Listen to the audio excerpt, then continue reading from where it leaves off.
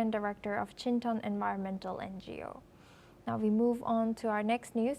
As Japan marks exactly 80 years since an atomic bomb was used in war for the first time, the city's mayor has warned world leaders about the nuclear warheads that still exist today. The western Japanese city of Hiroshima was leveled on August 6, 1945, when the United States dropped a uranium bomb nicknamed Little Boy, killing about 78,000 people instantly.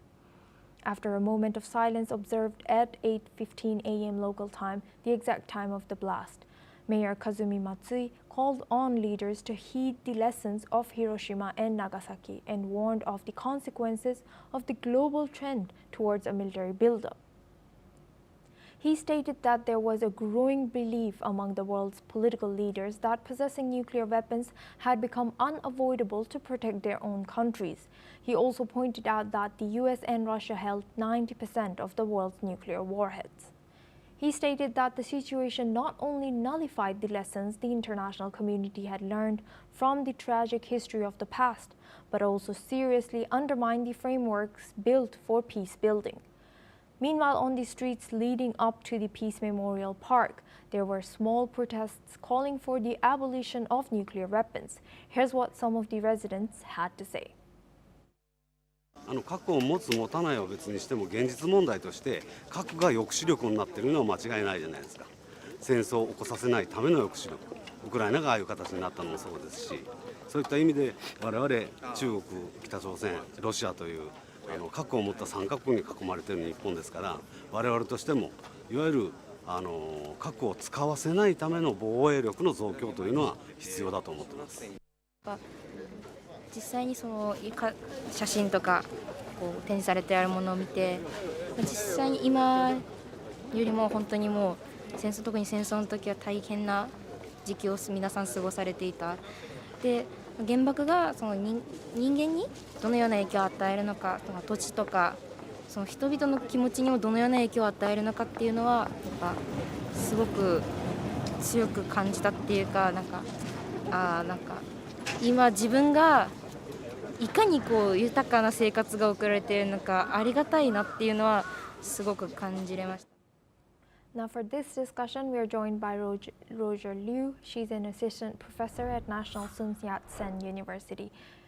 Joins us live from Taipei. Thank you, Professor, for joining us today. Welcome to NewsX World.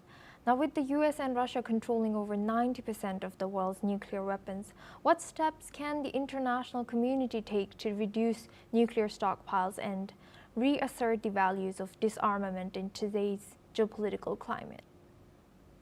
Well, thank you for having me. For this one, I think I will be taking a more pessimistic stance because, well, in different time of history, the human beings actually have been trying to reduce their nuclear stockpiles since 1970s, and we have SALT 1 and SALT 2 and different rounds of nuclear disarmament talks. In the UN, we have the agency dealing with that. However, now we can see that Russia still have the most nuclear heads in the world, followed by the US. And none of them are actually been talking about this. And on the contrary, the US have been trying and talking about the renewal of their nuclear weapons. So they are building a new generation of nuclear weapons that can deliver the warheads in a more efficient ways, in a more accurate ways to aim at their targets, their enemies' targets, cities, and different parts of the strategic places. So now, as we are we are celebrating or memorizing the 80th anniversary of what happened in Hiroshima, which is deemed a tragedy in human history. However, now we are seeing the history going the contrary ways, and this is actually a trend that we should all be alerted about.